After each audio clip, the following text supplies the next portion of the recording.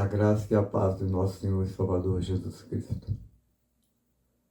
Hoje, esse estudo, nós falaremos acerca das duas testemunhas mártires que se encontram no capítulo 11 do livro de Apocalipse. Eu vou ler o verso 3 do capítulo 11, a partir do verso 3. E darei poder às minhas duas testemunhas, e profetizarão por 1260 dias vestidas de pano de saco. E se alguém lhes quiser fazer mal, fogo sairá da sua boca e devorará os seus inimigos. E se alguém lhes quiser fazer mal, importa que seja morto. Estas têm poder para fechar o céu para que não chova nos dias da sua profecia, e têm poder sobre as águas para convertê-las em sangue, e para ferir a terra com toda sorte de pragas, quantas vezes quiserem.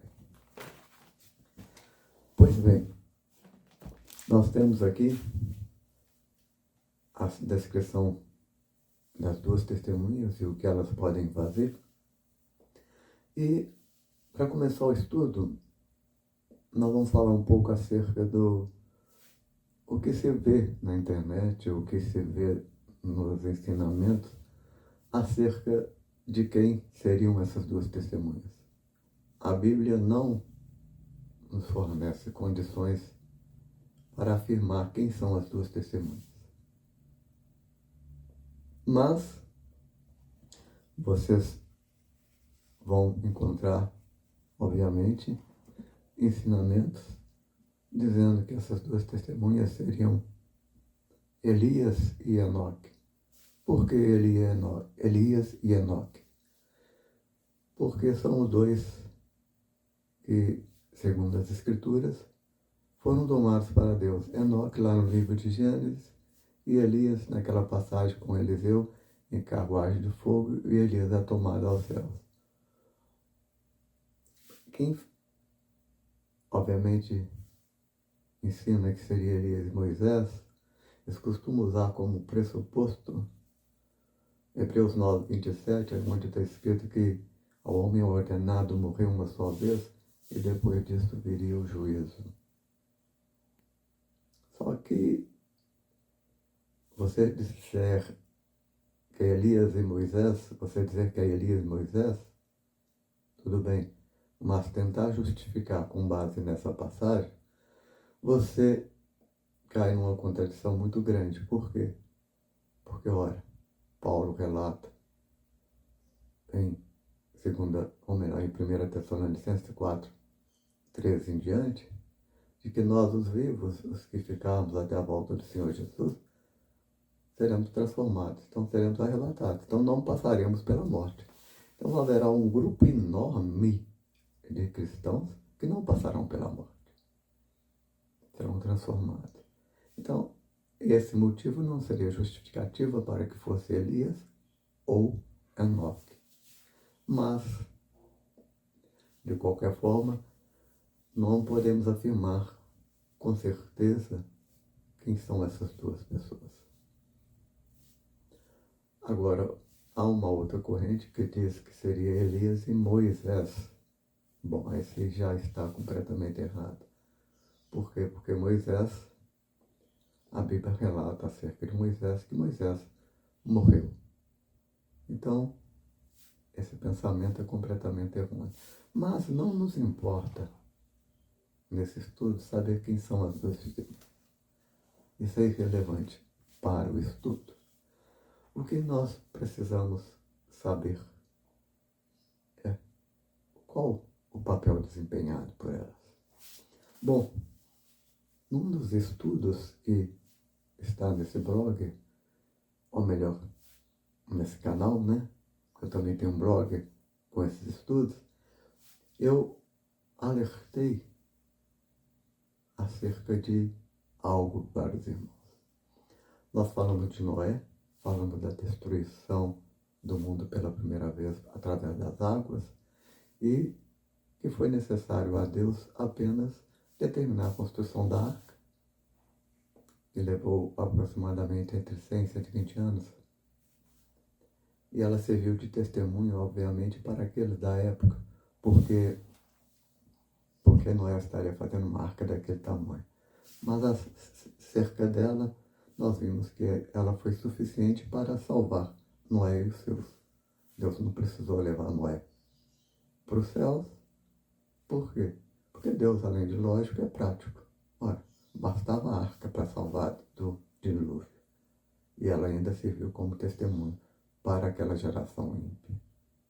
Mas, quando nós passamos para Sodoma e Gomorra, aí nós vemos algo adicional.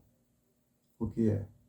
A presença de duas pessoas, ou melhor, dois anjos, como executores dos juízos de Deus sobre a face da terra, e mais, a presença deles não serviu apenas para a execução do juízo, mas para a retirada do justo. Nós vimos que antes de destruir Sodoma e Gomorra, a primeira coisa que Deus fez foi revelar os segredos aos seus profetas, como fazem Amós 3,7. Ele conta a Abraão o que ia fazer, Abraão intercede por aqueles que estavam lá, e no final só resta Ló. Então as duas testemunhas vão à casa de Ló e diz a ele, olha, sai deste lugar, pois vamos destruí-lo. Sai com tudo que você tem, com os seus, saia daqui, porque vamos destruí-lo. A Bíblia relata também que Ló, receoso de que a destruição o pegasse pelo caminho, quando ele estivesse fugindo, pediu aos anjos, olha, permita que eu ingresse primeiro na cidade de Zoar. Aos teus anjos responderam, olha, vá, ingresse em Zoar, porque enquanto você não entrar lá, nós não podemos fazer absolutamente nada. Isso demonstra que, saiba disso, Deus faz distinção entre justo e ímpio. Deus faz distinção. E a Bíblia relata no capítulo 19 de Gênesis que entrando Ló em Zoar, desceu fogo sobre Sodoma e Gomorra e destruiu a cidade. Havia uma advertência para que não se olhasse para trás. A mulher de Ló olhou e se converteu em uma estátua de sal. Mas depois nós temos em Gênesis, além de Gênesis, nós temos em Êxodo a libertação do povo de Deus do Egito, que estava escravo. Moisés é determinado a fazer, mas ele acaba dizendo que não tinha muito jeito para falar, e Arão vai junto com ele. Então nós temos mais uma vez a presença de duas pessoas, dois executores de juízo, Moisés e Arão, sobre o Egito. E eles executam esses juízos de onde? Ora, quando o povo de Deus desceu para o Egito, o que José disse para Faraó? Que era povo que cuidava de ovelhas, era pastores de ovelhas, e eles ficaram numa cidade separada dos egípcios. Essa cidade de nome Gósen. A Bíblia relata isso. Ora, então o povo de Deus, quando desceu para o Egito, ele ficou o quê? Todo no mesmo local. Estavam todos nessa cidadezinha. De lá, Moisés e Arão enviou as pragas para o restante do Egito. A Bíblia fala que Deus separou aquele local. E um detalhe interessante que eu relatei também foi que uma praga especial foi a da porta de primogênitos. Ela necessitou de uma proteção especial, que era o selo no umbral das portas com sangue. Nós vamos ver em Apocalipse a mesma história, a mesma coisa. Então agora nós temos, segundo as Escrituras, obviamente, que Deus irá executar os seus juízos sobre a face da terra. Só que agora, em Apocalipse, a destruição não é mais por arma. Nós vamos ter diversas taças e trombetas com, obviamente,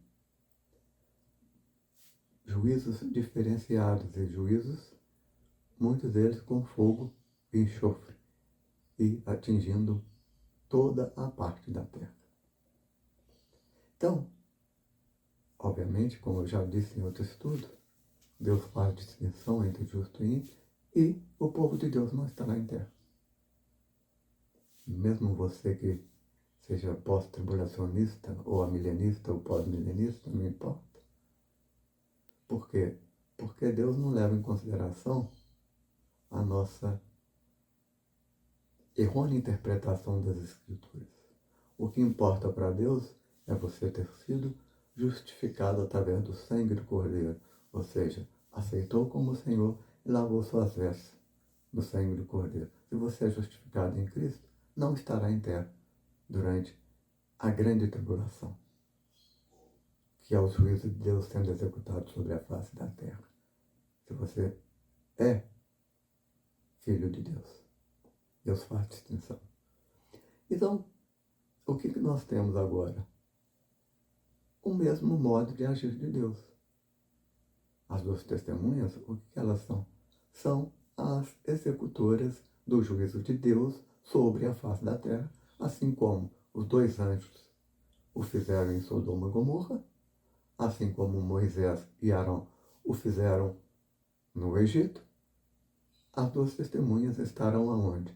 Em Jerusalém. E de Jerusalém elas enviarão os juízos para o quê? Para o restante do mundo. E com algo adicional. Moisés não estava em Gósen, e o povo de Deus ali em Gósen, e de lá enviavam juízos para o restante do Egito. As duas testemunhas estarão em Jerusalém e de lá enviarão os juízos para o restante do mundo. Obviamente, então, quem estiver em Jerusalém, obviamente não sofrerá com os danos dos juízos de Deus. Por quê? Porque de lá que estará saindo o juízo de Deus para o mundo. Através de quem? Das duas testemunhas. Nós lemos, eu vou voltar para o texto aí para vocês, que ela tem poder para lançar pela terra quantas pragas elas quisessem. Então elas são o quê? As executoras do juízo de Deus sobre a face da terra. E em qual período elas estarão? Na segunda metade. Ou seja, o período que é denominado dentro das Escrituras como grande tribulação ou tempo de angústia, qual nunca houve. Ou seja, as duas testemunhas entram no cenário mundial. Você lembra que lá atrás os dois anjos foram a Sodoma e Gomorra e retiraram Ló e veio a destruição? As duas testemunhas entram no cenário mundial justamente no momento em que a igreja, ou a última Eva, é retirada da terra e levada aos céus, e Satanás é expulso. Olha o que vai acontecer na terra. Milhões e milhões e milhões de pessoas desaparecem, mas não, vamos corrigir, são levadas aos céus à presença de todos, elas vão ser arrebatadas de todos e verão elas subindo aos céus. Concomitante a isso, Satanás desce à terra e vai entrar no corpo do anticristo, vai se dirigir contra Jerusalém, só que ele não pode fazer nada contra Jerusalém. A Bíblia já fala isso no capítulo 12, porque a mulher está protegida, e protegida por quê? Porque o tempo de proteção da mulher é justamente o tempo de testemunho das duas testemunhas. Elas têm 1260 dias. Elas, obviamente, enviaram para o mundo os juízos de Deus sobre a face da terra. Eu disse que lá atrás teve uma praga em especial que teve que ter uma proteção adicional. Ora, em Apocalipse você também vai encontrar isso. Que mesmo estando em Jerusalém, há uma praga em especial, que ela vai necessitar também que haja o selo de Deus. Seria a quinta trombeta, se não me falha a memória. Eu vou colocar aqui ao lado para vocês. Então, qual que é o papel das duas testemunhas? Executoras de juízo de Deus sobre a face da terra. Assim como foi Moisés e Arão no Egito, assim como foram os anjos em Sodoma e Gomorra. Deus está utilizando o mesmo método. Assim como precisou, quando o juízo foi geral, tirar Noé, obviamente, através da arca, aqui o juízo agora é geral também e vai retirar o povo de Deus da face da terra. E você que é pós-milenista e acha que vai estar em terra durante a grande tribulação, se você foi lavado e remido no sangue do Cordeiro, vai subir do mesmo jeito. Só não posso dizer se contrariado, né? Porque queria ficar na terra com o juízo de Deus caindo na cabeça. Pois bem, e nós temos ainda um exemplo ou um modelo de Sodoma e Gomorra também, acontecendo também em Apocalipse. Porque a despeito de todas as pragas e juízos que vão cair para o mundo todo, tem uma advertência especial em relação a uma cidade. No capítulo 18, no versículo 1 diante, você vai perceber que há uma advertência para que se saia de uma cidade, pois ela será totalmente destruída, assim como foi Sodoma e Gomorra no passado. Então, os três exemplos utilizados lá atrás, eles estão sendo replicados em Apocalipse. A forma de agir de Deus é coerente, lógica, com bom senso, ao contrário de muitos cristãos no nosso meio hoje. Você tem uma noção? Ló disse para os anjos, temeroso de que a destruição o pegasse pelo caminho, e deixasse ele entrar em Zoar primeiro. Aqui não. Muitos cristãos acham que vão estar em terra durante a grande tribulação. Deus vai colocar uma redoma na cabeça deles. Aí o juízo de Deus vão estar caindo por resto do mundo, e nele não, porque está com uma redoma na cabeça. Deus vai colocar uma redoma na casa dele, Deus vai colocar uma redoma no prédio onde ele mora, e o apartamento dele, caso seja atingido o prédio com saravaias de pedras, de fogo, o prédio vai cair, mas o apartamento dele vai ficar parado lá em cima. Gente, é falta de bom senso. Guardem isso. Deus faz distinção entre justo e ímpio. E a igreja não estará em terra durante a grande tribulação. Grande tribulação. Presta atenção nisso, por quê? Porque é o tempo de angústia falado por Daniel no capítulo 12, versículo 1, e é a grande tribulação falada por Jesus em Mateus 24, 15 em diante, que é a segunda metade da última semana da profecia de Daniel. Não os 7 anos. Os 7 anos não são denominados dentro da escritura de tribulação. Tribulação é a parte final da última semana. E a igreja não estará em terra.